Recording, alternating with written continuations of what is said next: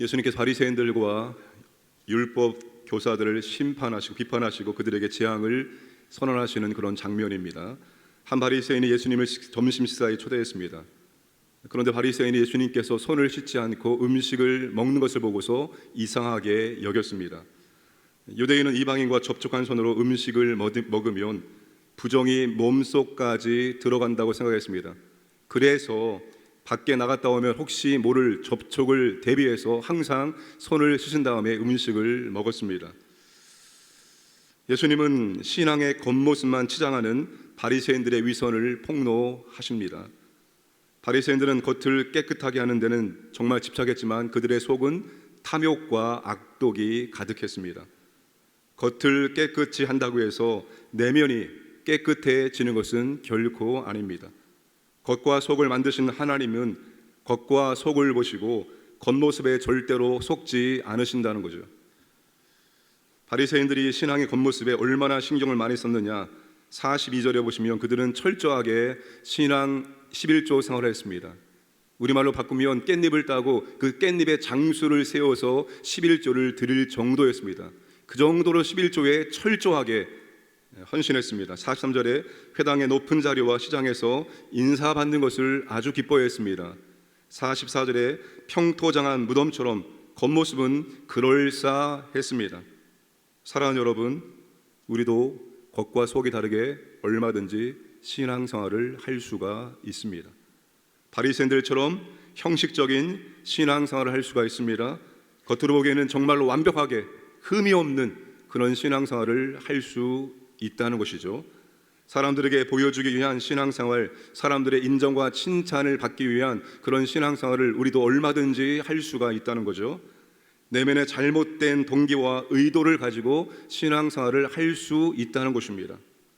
하나님이 원하시는 신앙생활은 무엇인가 하면 그 안에 있는 것으로 구제하라.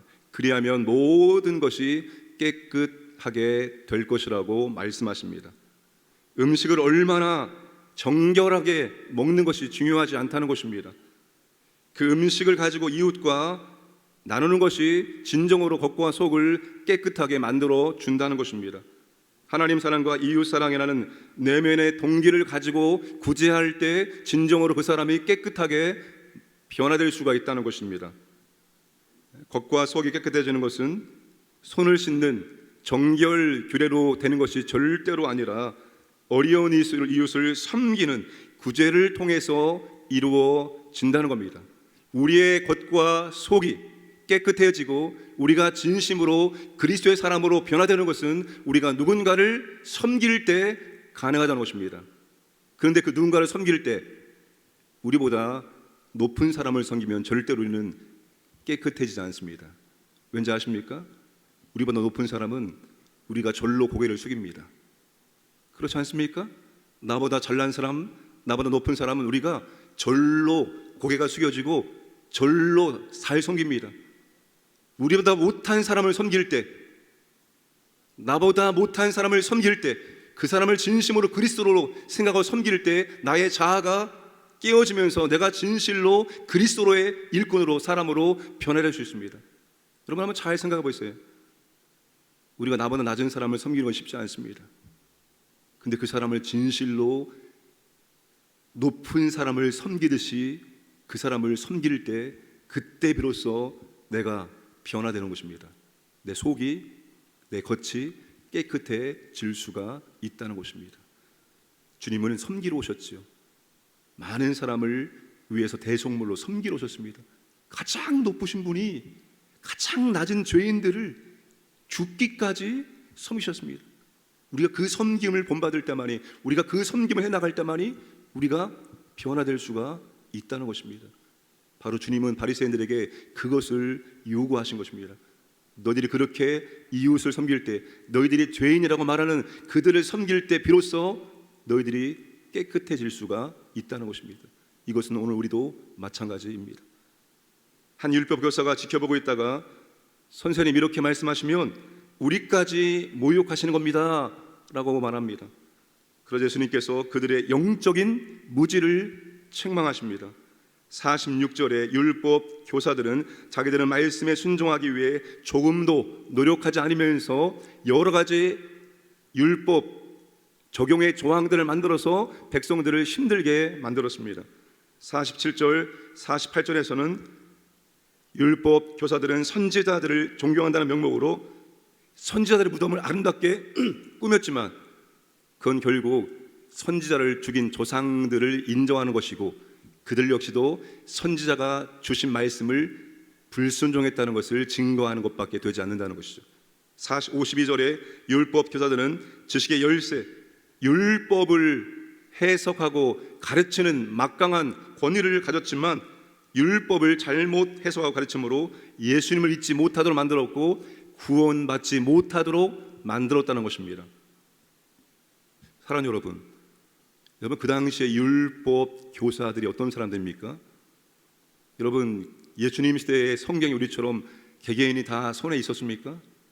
그 시대는 신약은 아직 없었습니다.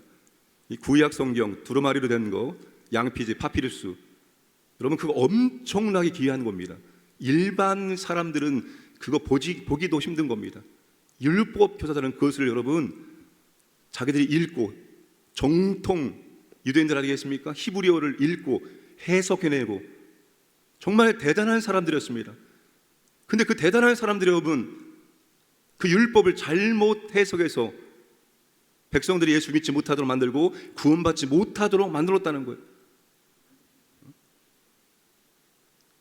그들이 한 일은 아벨의 피부터 스가랴의 피까지 구약 전체를 지칭하는 표현입니다.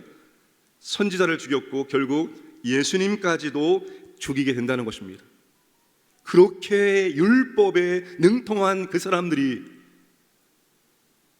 이런 일을 했다는 것입니다. 사랑하는 여러분, 예수님을 영접하지 않으면 다 영적 무지 가운데 사는 겁니다. 절대로 그리스도의 빛 안에서만이 성경 말씀 풀어지는 것이지 그리스도를 배제하고 그리스도와 떨어지면서 성경을 아무리 읽고 연구한다 할지라도 그 말씀을 올바르게 깨달을 수가 없다는 것입니다. 오늘 우리도 마찬가지입니다. 그리스도 중심, 내 안에 그리스도의 빛을 가지고 말씀을 읽고 듣고 묵상할 때 그 말씀을 올바르게 깨달을 수 있는 것입니다. 그리스도를 떠나서는 우리는 절대로 하나님 말씀을 올바로 들을 수 없고 깨달을 수가 없습니다. 우리의 마음의 중심에 예수 그리스도가 있지 않으면 절대로 우리는 말씀을 올바로 깨달을 수 없어요. 영적 무지를 우리가 피해 나갈 수가 없다는 것입니다.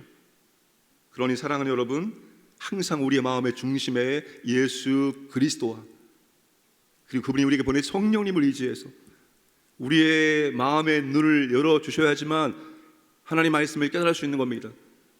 우리의 마음의 눈을 열지 않으면 절대로 하나님 말씀을 올바르게 깨달을 수 없어요. 율법 교사들 나름대로 깨달은 겁니다. 나름대로 해석했고 나름대로 깨달아서 여러 가지 많은 적용들을 만들어내었습니다. 오늘 항상 예수 그리스도 중심으로 그 주님을 의지해서 주님의 성령을 의지해서 말씀을 들으시고 말씀을 깨달으시고 그리고 말씀대로 순종해 나가시기를 주님의 이름으로 축복합니다. 그러므로 말미암아서 우리가 저주의 세대가 아니라 축복의 세대가 되길 원합니다.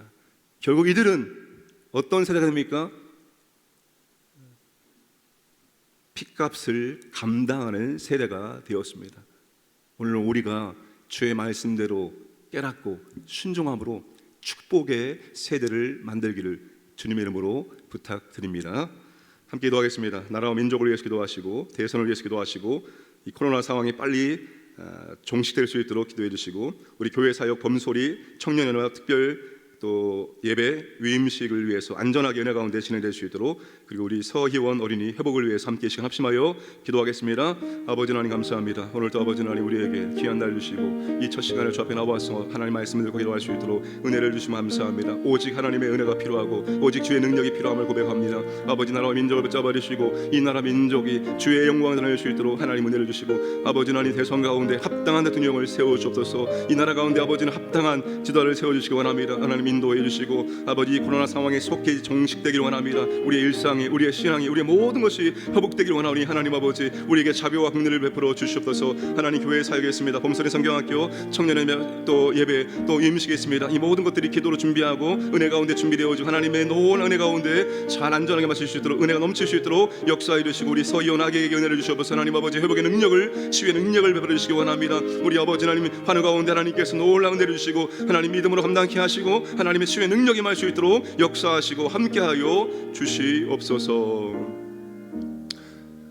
아버지 하나님 우리가 항상 주님을 닮아 섬기는 삶을 살아갈 수 있도록 은혜를 주시고 예수 그리스도 중심의 삶을 살게 하시고 항상 성령님 의지해서 주의 말씀을 읽고 듣고 묵상할 수 있도록 은혜를 베풀어 주옵소서. 우리가 영적 무지 가운데 살지 않도록 항상 말씀을 우리의 삶을 비추시고 인도하여 주시옵소서. 우리가 하나님의 은혜와 하나님의 긍휼과 하나님의 능력이 필요함을 고백하오니 하나님 우리의 삶 가운데 우리 교회 가운데 주의 백성들 가운데 항상 함께 하시고 인도하여 주옵소서. 주님의 은혜가 필요한 주의 자녀들에게 주의 은혜를 허락하여 주시고 주의 능력을 허락하여 주시옵소서. 오늘도 아버지 하나님 강인의 모든 가족들 하나님께서 보호하시고 인도해 주시고 하나님 은혜와 사랑을 경험하는 복된 날 될 수 있도록 역사하여 주시옵소서. 감사드리며 모든 말씀 예수님의 이름으로 기도드리옵나이다. 아멘.